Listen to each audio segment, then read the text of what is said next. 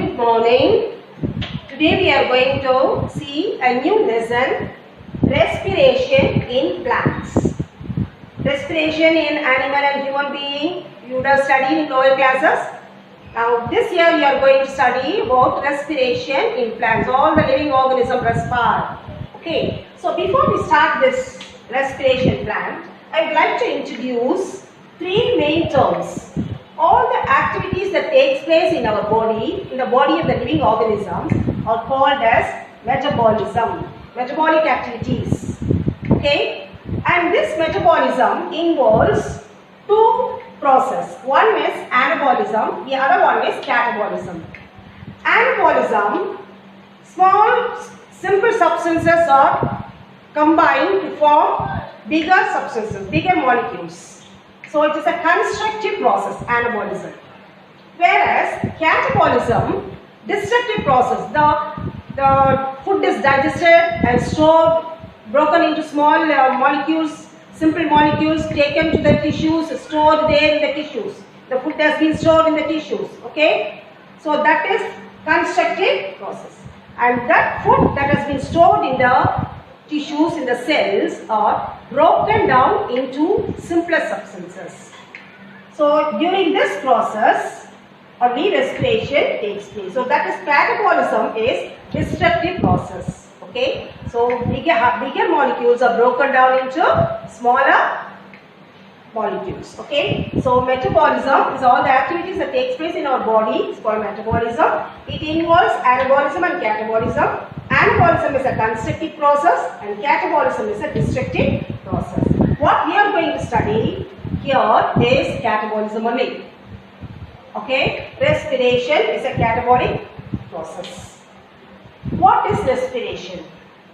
Respiration is a process of oxidizing the food and releasing energy. I said the food is stored in the tissues. That food has to be oxidized, then only the energy will be released. Only the food is there, energy will not be released. Okay, so that oxidizing the food and releasing energy is respiration. In plants, in animals, in human beings, respiration is a process in which oxidation of food, releasing of energy takes place. Then releasing of energy. Now if you burn a coal or a fire or firewood, if you burn, that also produce heat, produce light energy, heat energy. But what's the difference between respiration and burning? The respiration, usually when we say respiration, the respiratory system, the plants respire. Like that only we will be thinking. But each and every cell do this respiration. Each and every cell does respiration. Each and every cell got stored food. Okay, each and every cell get energy by oxidizing the food. Okay, so this respiration takes place inside the cell, whereas burning externally. Respiration, energy is released, energy molecules are released. Burning, heat is released, heat and light is released. Here, heat and energy molecules are released. Okay, so this is the difference between respiration and burning. Both are breaking the bigger molecules into smaller molecules. Then, next one, types of respiration. I said oxidizing the food and releasing energy. So, they require oxygen for breaking of this food. But some organisms and some parts of the plants respire without the supply of oxygen. Okay. So, on the basis of the supply of oxygen, now it's the base of the availability of free oxygen, we can classify the respiration into two, aerobic respiration and anaerobic respiration. Aerobic respiration, it takes place in the presence of oxygen and more energy is released because the food is fully oxidized. Okay, anaerobic respiration takes place in the absence of oxygen. So, here the energy molecules are very less and the food is oxidized only partially. Okay, some parts of the plants I said undergoes this anaerobic respiration. Bacteria which live in the soil, anaerobic respiration. and parts of the plant like fruits, seeds. Okay, these parts also respire in the absence of oxygen. So this anaerobic and aerobic respiration, the difference is it is presence of oxygen. This one is absence of oxygen. Here aerobic respiration, carbon dioxide, energy is released. Here anaerobic respiration, ethyl alcohol is released. Okay, ethyl alcohol is produced during the anaerobic respiration, ethanol. So these are the differences between the aerobic and anaerobic respiration. So these are the two types of respiration. Difference between types of these two types we have seen. Then during respiration, energy molecules are released. Energy molecules are released. We are telling no. What are those energy molecules? Adenosine triphosphate, ATP. This is called as the energy currency of the cell. Adenosine triphosphate is called as it is called as energy currency of the cell. This is the energy molecule that has been produced during respiration. Okay, so we have seen what are the how do you call the activities that take place in the living organisms and how they are classified and which activity we are going to study in this lesson. What is respiration and difference between the respiration and burning, types of respiration, difference between the aerobic and anaerobic respiration, ATP, energy currency of the cell. Now we are going to see how respiration takes place in plants. Okay.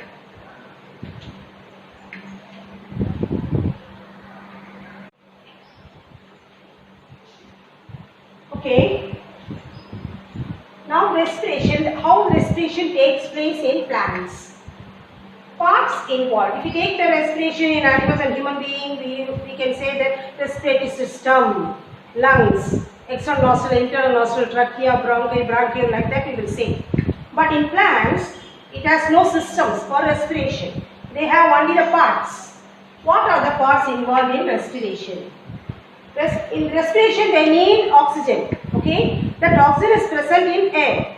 So entry of air takes place through stomata, lenticels, and surface of the roots.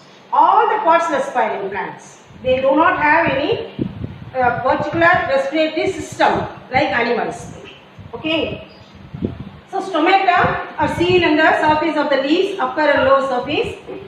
Then lenticels, the opening seen on the stem, and the surface of the roots. The air diffuses into in between the soil particles. The space is filled with air as well as water, capillary water. So this air, the air present in between the soil particles, diffuses into the root hair. Okay. So surface of the roots. All these parts involved in respiration. Each and every cell respires. Okay. The next one, how this process of respiration takes place in plants. Glucose is a food prepared by the plants during photosynthesis. It combines with oxygen, it oxidized. Due to this oxidation of glucose, carbon dioxide, water and energy is being produced. So one molecule of glucose combined with 6 molecules of oxygen gives 6 molecules of carbon dioxide, 6 molecules of water and energy as ATP. Okay. So this is the process. Glucose is broken down into carbon dioxide, water and energy is released. That energy is stored in the mitochondria. Mitochondria is the powerhouse of the cell. Mitochondria of each cell. Now what are the characteristics of this respiration in plants? It takes place in steps. It is not taking place only burning. If you take just like that, it burns into ashes, the wood. Okay, but this respiration takes place in steps, in animals as well as in plants. Okay, then it involves enzyme. Each step requires a particular enzyme.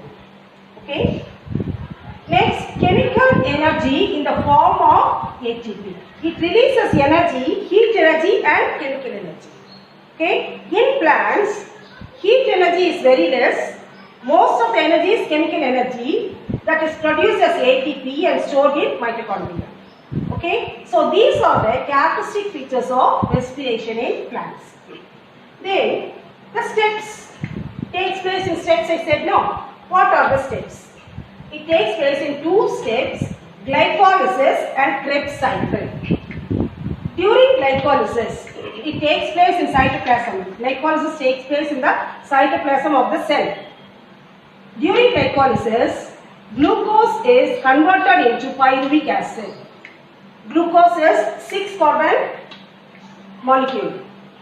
Okay, but pyruvic acid 3 carbon atoms. Okay, so one 6-carbon molecule is broken down into 2 3-carbon molecules. Okay, so that is done in glycolysis. Then next step is Krebs cycle. This Krebs cycle takes place in mitochondria. And during Krebs cycle, this pyruvic acid that has been produced during glycolysis is broken down into carbon dioxide, water and energy molecules.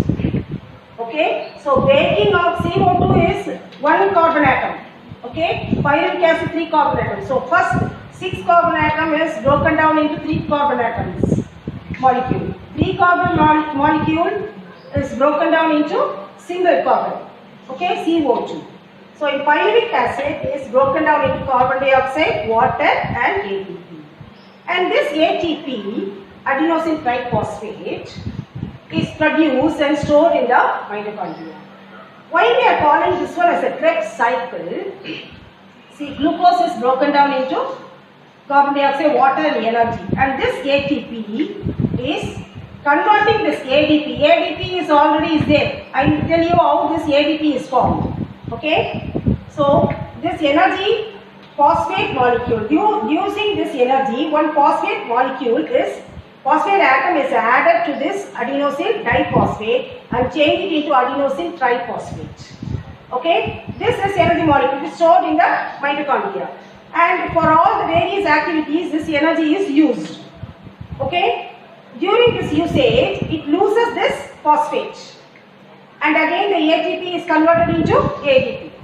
So whenever the glucose molecule is broken, one energy is produced due to this energy, one phosphate molecule is added with this ADP, it changes into ATP. And this ATP is utilized, this energy is utilized for various activities. It loses the phosphate, again it changes into ATP. So it's a cyclic process. Okay, adenosine diphosphate is 2-phosphate, adenosine triphosphate is 3-phosphate.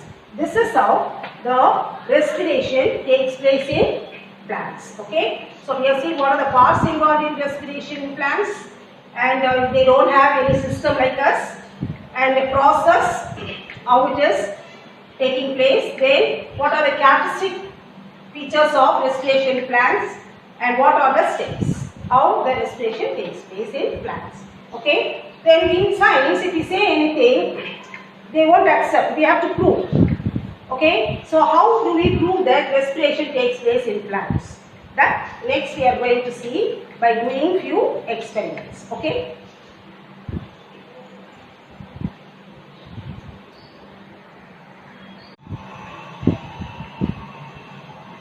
We are going to prove that respiration takes place in plants. Okay. So by doing few experiments, first oxygen is used during respiration, oxidizing the food and releasing energy. No, so oxygen is used. If you prove that one, that means the respiration taking place. So for that we have to take 2 conical flasks, keep some wet cotton and take few bean seed, soaked bean seed, and in this bean seed same number of soaked bean seed and boil the bean seed. Okay, but once we boil, the cells are being killed. Okay, so same number of seeds, live seeds and boiled seeds we have to keep, and in a small test tube we have to keep KOH, potassium hydroxide. Okay, this potassium hydroxide has the capacity to absorb, react with the carbon dioxide and absorb carbon dioxide. Okay, So we are keeping this potassium hydroxide in this test tube. Then fix this conical flask with the cork, one hole cork. Through that hole, insert a tube, bend tube, and keep this bend tube end, the other end in the water. Okay, you have to keep this setup like this. What will happen? After some time, you can see water rises in this conical flask A, conical flask B. A, we have kept live seeds.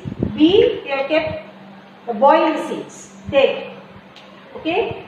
So what happens? This water level increases in this. Why it increases? The space is formed. How the space is formed? See, the seeds germinate, the seeds respire, and during respiration, inside the flask, air will be there. In that air, all the carbon dioxide will be absorbed. Carbon dioxide will be absorbed by this potassium hydroxide. Okay. So oxygen is used up by this seeds. So vacuum is formed. The space is formed. The air that is present here is utilized by this KOH and the seeds. So that in order to fill that space, water is released. Whereas here, no increase in level, the bend tube, level of water. Okay, because these the seeds are boiled seeds, they cannot respire. Okay, so in this experiment we can prove that oxygen is utilized for respiration. The next one is, if carbon dioxide is given out. So take 2 flasks and keep some cotton. Same like this boiled seeds, alive seeds, boiled seeds, and close the cork, close it with the cork. Leave it for some time. After some time, if you open and pour this, some gas will be there, and show if you open and pour it in the test tube containing carbon dioxide. This one containing carbon dioxide. These 2 flasks, we have to open both the flasks and show that flask in the test tube containing lime water. Lime water. If you show this flask, pour this, some gas will be formed here. Okay, so that gas is carbon dioxide. You have to prove. If you show this one, the mouth of this flask here, it will turn into this lime water will turn into milky. Like milk, it will change, lime water. Okay. So this one proves that only carbon dioxide can turn the lime water milky. That's a characteristic feature of carbon dioxide. So it proves that carbon dioxide is given out. Whereas this flask, that says we have kept, if we do same thing with this flask, it will not turn the lime water milky. Okay? Because it is not respiring. Those cells are dead cells. The seeds are dead. Okay? And before, not only we are killing the seeds, we have to keep it in the, soak it in the bacterial solution also, because in order to avoid further respiration of any other microorganisms. Okay? So with this we are proving that CO2 is given out during respiration. Then heat is evolved during respiration in plants. So we have to take 2 flasks, take the bean seeds or peas, soak them and fill the flask with 50% of the seeds, soaked seeds here, 50% boiled seeds here in this flask B. Okay, then insert a thermometer and close it with the cotton. So after some time you can see the thermometer shows the reading. The reading increases in this, where we kept alive seeds. Whereas here the reading will not be, the level of the thermometer will not be rising. Okay, so this, because these seeds are boiled seeds, dead seed. This shows that during respiration the heat is evolved. Okay. Then anaerobic respiration. In order to do the process of anaerobic respiration, anaerobic respiration takes place in the absence of oxygen. So we have to take a test tube, fill it with mercury, and insert some seeds, soaked seeds, bean seeds, in the test tube. Then invert the test tube along with the seed in a beaker containing mercury. Okay. So this is mercury. This also mercury. We have to leave the setup without disturbing. After some time, you can see slowly the seeds will be there at the top of the test tube. Slowly the seeds will, the level of the mercury seeds will be coming down, and space is formed here. So this space is occupied by some gas. That gas is carbon dioxide. So how to prove that it is carbon dioxide? We have to insert through this. If we insert a stick with KOH, dipped in KOH, then again the mercury level will go. KOH will absorb all the carbon dioxide? No. So the mercury level will raise up and it pushes the seed towards the tip. Okay. So here no oxygen at all, no air at all. Okay. The full test tube is filled with mercury. Okay. No air. But we are inserting the seed there. There also the absence of oxygen, the respiration takes place. Because of the respiration only carbon dioxide is formed. Due to the formation of the carbon dioxide, the level of the mercury comes down and the seeds are pushed down. And to prove that this one is carbon dioxide, the gas that is formed there is carbon dioxide, we have to insert a stick dipped in the KOH. It will absorb the carbon dioxide, again the level will go up. Okay, so with this we can prove that the plants respire anaerobically also. Some of the parts of the plants respire anaerobically, I said no. So this is how we can prove. So with this we are finishing the lesson respiration in plants. We will meet in the next class. Okay, bye.